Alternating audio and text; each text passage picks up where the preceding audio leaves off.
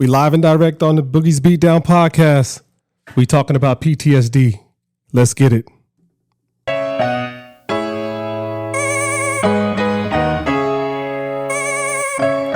Hell yeah, it's that time. It's the Boogie's Beatdown podcast. Boogie's Beatdown is what you need now. Branding power, tap in, get familiar with the whole layout. None other than the military vet who took that bullet for you. From Kosovo to Tora Bora, deep in that soil. Boogie's Beatdown, gotta rap like some tinfoil. Covering topics from marriage to music and more. Combo conversations, that food for thought will leave you. Yes, sir. We live and direct. Boogie's Beatdown podcast.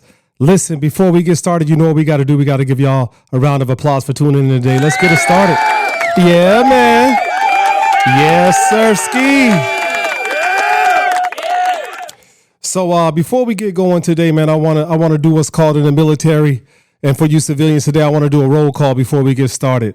Let me get some music on in the background so we get this thing started. Shout out to 40 Ounce Productions and Raw Wattage for the intro this morning. You already know what we're talking about on here. Let's get a roll call out today, man. Shout out to my boys down there in SoCom in Central Florida for tapping into the podcast. SoCom, I'm shouting you out. You know who you are. My boy Big C down there. I appreciate you sharing the podcast out with everybody. Up in New York, Raw Wattage. Appreciate you for checking in. All my military members that checked in with me so far, I appreciate you for checking in. We're doing a roll call. So I wanted to make sure all my people at Fort Bragg, I'm not calling anything Liberty but the statue. You already know how we roll. 82nd Airborne Division up there. Appreciate you all for tapping into the podcast. Over there in the UK, I appreciate you all for tapping in. Croatia, I appreciate you all for tapping in. So, excuse me. I got a couple requests from a couple service members and a couple of civilians actually to talk about PTSD and my journey that I had with it. This is a very sensitive subject. But I decided, you know, when you have a podcast, you have to be vulnerable when it comes to talking about certain subjects. And this is one that I'm actually willing to discuss today. So I did write some cliff notes down that I'm willing to start on the journey with. And this is going to be a tough one for me today. So we'll get started.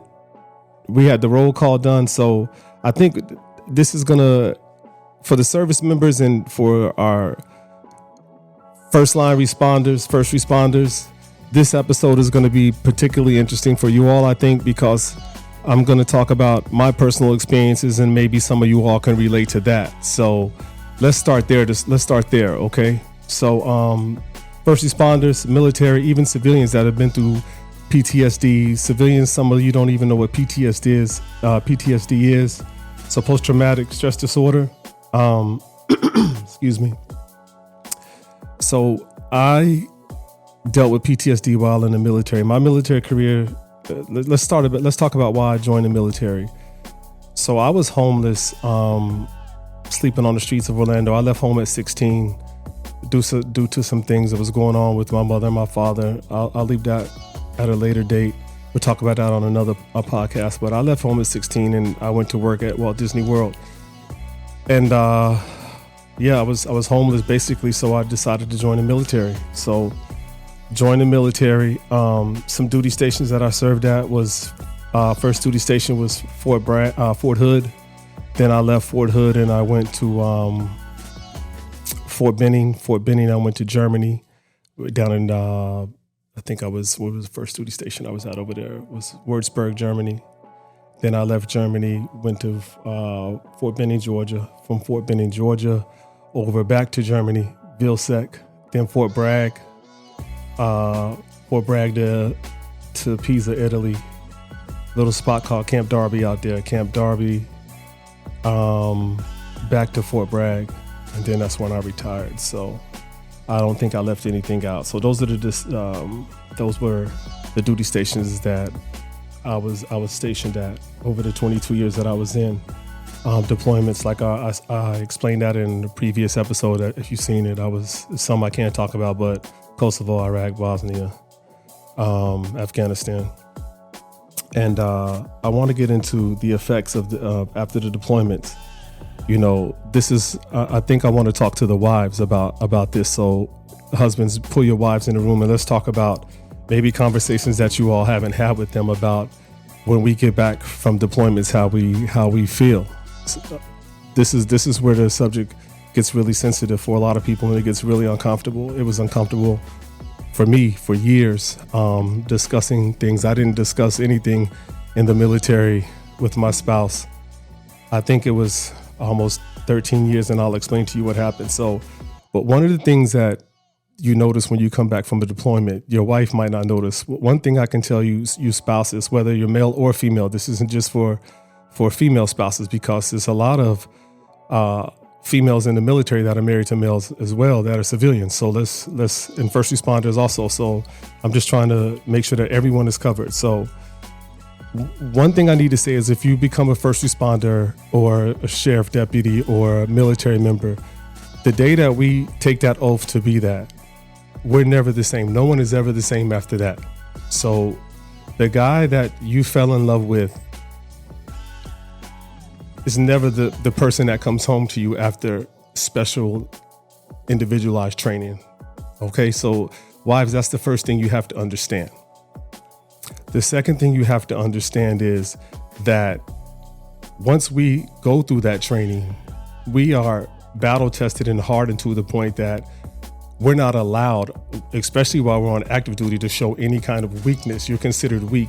It's so brainwashed in you to even show weakness to go to a sick call while you're on active duty. That's why all of us are broken down when we get out of the military, because you don't want to go. It's a sign of weakness to go, even if you sprain an ankle or you bust your shoulder or whatever. You're weak as hell if you go to sick call. So you take that on top of trying to prove yourself in a very competitive nature, which is the military. And so there you have it. You put things to the side, right?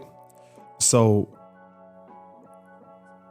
you start noticing things when you come home from deployments, right? So you're still, maybe you wives don't notice this, but your husbands are sitting in the restaurant. They got their back against the wall. They're looking at their surroundings, right? Myself, I was in a chow hall downrange, and we did have someone blow themselves up in the chow hall down there. So that's one of the things that I noticed. Like I always have, even now today, I have to be in a restaurant. I'm looking, and my wife, she's the same way now. Like she's very alert. My children also, like they'll call me from school, like, Dad, this don't look right or whatever, because they're trained.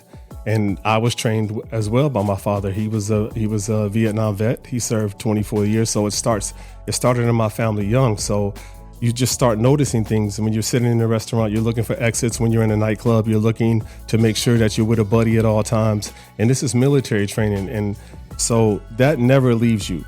But the joys of that a normal person has is also taken away when you're a soldier and you go through this specialized training. One of my things was, I was in the Battle of Fallujah, and after that we had cleanup. And one of the things you do when you clean up those kind of battles is you have to clean up remains and that kind of stuff. So there were families there crying and kids screaming, and that kind of like triggered me when I got back from the deployment. Now, when I got back, my son, he came to the States, and he was young at that point, but I couldn't attend birthday parties. I didn't want to be around crowds of people because this was triggering me. But I never told my spouse about what happened then. I kept it from her. And so I'm telling you this because I know there are not 1, 10, 100, 100,000. There's 700,000 of us that are sharing the same story, whose husbands are sitting listening to this podcast, that are wanting to tell their wives the same thing, but they don't know, they don't have the comfortability to tell their spouse or their husband, i.e. a firefighter that went to save a life last night, that he didn't do it, but he still has to get up and go to work the next day. So imagine just being a soldier and going through this for 18 months. Every day, you're either shooting, being shot at, killing, taking lives, not getting sleep, being ambushed, and then you come home and the first thing your spouse wants you to do is pick up like nothing ever happened. Like she wants you to get back to cutting the grass. She wants you to get back to going to birthday parties, visiting families, because everyone's happy that you're back safe. But in the meantime, in our brains, we just want to decompress. We just want to sit back for like a couple weeks, maybe a month, and realize like, hey, I'm thankful to be alive right now. Like, you don't know what we went through over there. I understand you're glad we're home, but let's ease back into this. And another problem that goes on in marriages, I feel like, because I've talked to a lot of people over the years, is that the woman in the relationship has a hard time letting go of being the father, because they have to be the father and the mother when the father's gone. So the kids get a little bit less discipline while the father's gone. And so the dynamic is different, because what the kids were doing when they were gone, the father doesn't deal with when he doesn't want to deal with when he gets back. So the whole dynamic changes. So this is where a lot of divorces and stuff like that comes when people get back from deployment. So when the soldiers reached out and they asked me to talk about my personal experiences, this is all the shit that I went through when I came back over years, until one night something happened. And so I was asleep one night. This was years ago. I was still on active duty, and I always slept like away from my spouse, like because like I've been through some training and stuff, so I don't like to be touched when I'm sleeping at night. And it was an accident. She rolled over and put her arm over me. And when she did that, it was just instinct. Like, I just wrapped her up. Boom. It was just like that. Cause I thought I was dreaming, but I thought I was in combat, and it is what it is. I'm trained. So when it happened, she was just like, it's me. And so boom. At that point, I had to let her know, hey, like I left the room, I exited the room, and I went and sat. And like I said, I was in North Carolina. This had to be 2000 and maybe 2000. Big Hatch, when you see this, let me know what year this was. Like I told you, I've lost some memories. I've been blown up. I lost some memories. I want to say 2007. Maybe Mickens will let me know when he watches this. So 2007, 8 maybe. But anyways, no, it might have been 10 maybe. I don't know. But anyways, so when that happened, I left the room and I just started crying. And I'm like, listen, like, I can't do this to myself anymore, man. I can't carry this burden around of what happened to me in the war and what I did in the military. And so that night, that wasn't even that night, it was like that morning.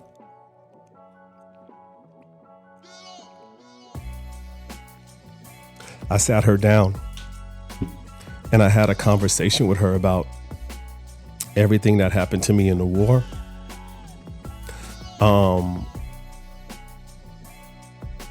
Even stuff like, I let her know everything.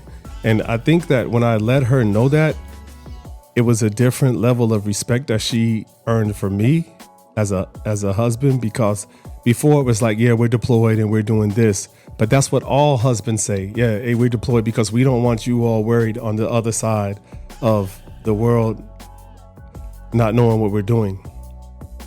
But myself, I wasn't on a fob where things were safe. Like, I was at the Pakistan border on some. I was at this one fob. We didn't even have like Hesco baskets or anything, just concertina wire. Like, I was a mechanic by trade until we got down there, and then it didn't matter what rank you were. So yeah, I was always in the suck, like burning shit after we had to shit in barrels and burn it. We were pissing in PVC pipes. Like, I was in some shit over there. So I'm glad that the therapy that I went to allows me to talk about it now, because like I said, after the first podcast, I got a lot of old friends, army buddies, and people that I've met throughout the world. They hit me up and they're like, keep talking about this, bro, because we want to talk about this to our spouses, but we don't know how. So I'm just letting you all know my personal experience. And if you've ever been in contact with me, you would never know that I suffered from PTSD all these years, but I did. And I'm here to tell you that if you are suffering from this, you can beat this shit. You can beat it.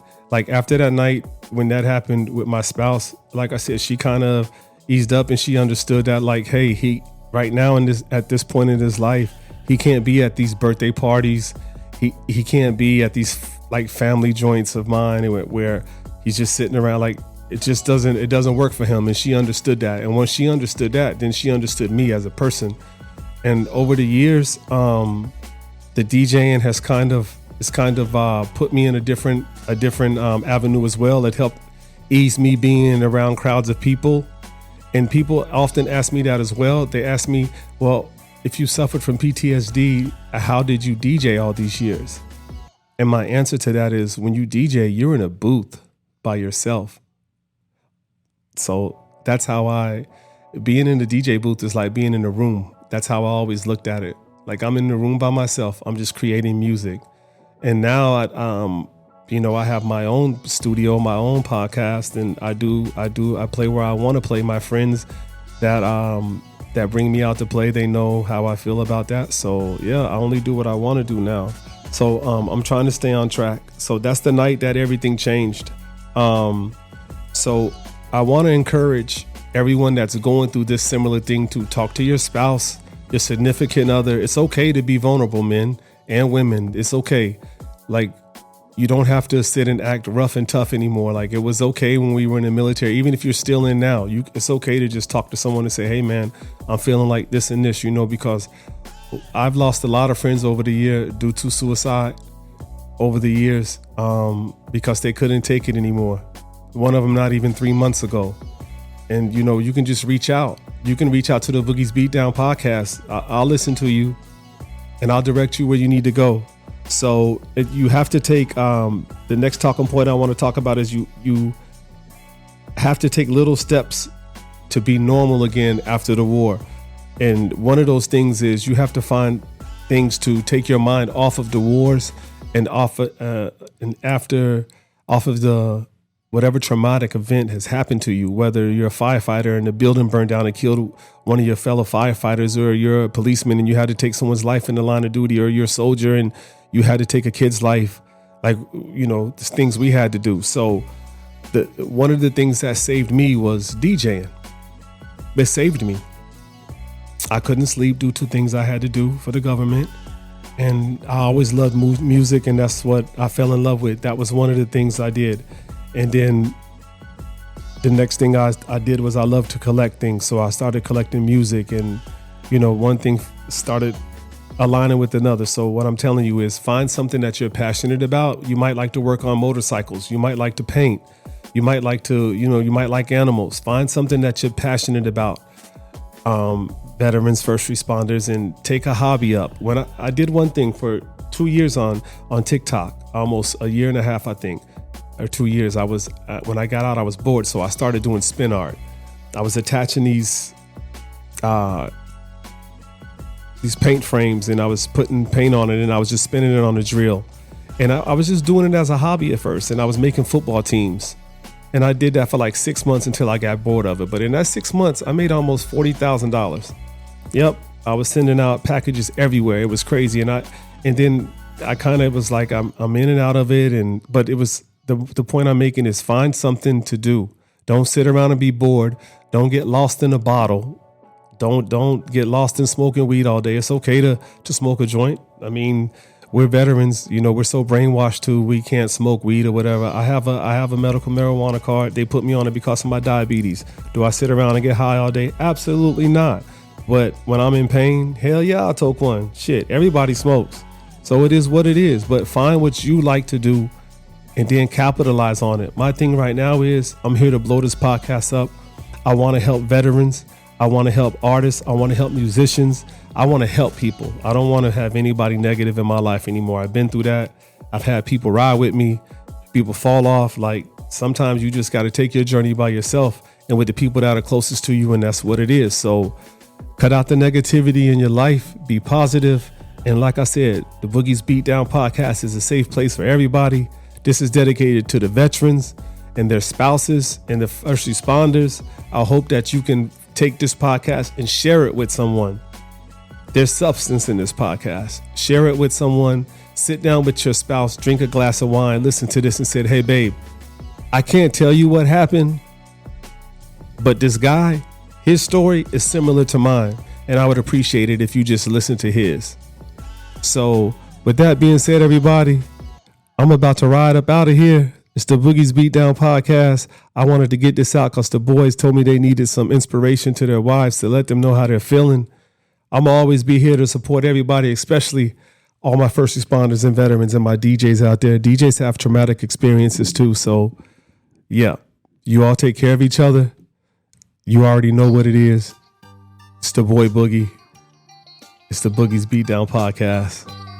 And we got some in-guest studio coming soon, man. I mean, in-studio guests coming soon. I'm super excited about it. Big shout out to 40 Ounce Productions for my dope intros, outros, and loops. Raw Waddits for the amazing, amazing intro. I'm going to play the full version on the next video that I drop. It's super dope. You heard a little snippet of it right here. Big shout out to the SOCOM boys. The boys up at Fort Bragg, 82nd Airborne Division, 1st Infantry Division out of Vilseck, Germany, even though it's disbanded. Nothing but love for everybody in that. Shout out to my homeboy Benny. Keep producing, doing what you're doing. Without that, I got nothing else to say. It's the boy Boogie and I'm out. Peace.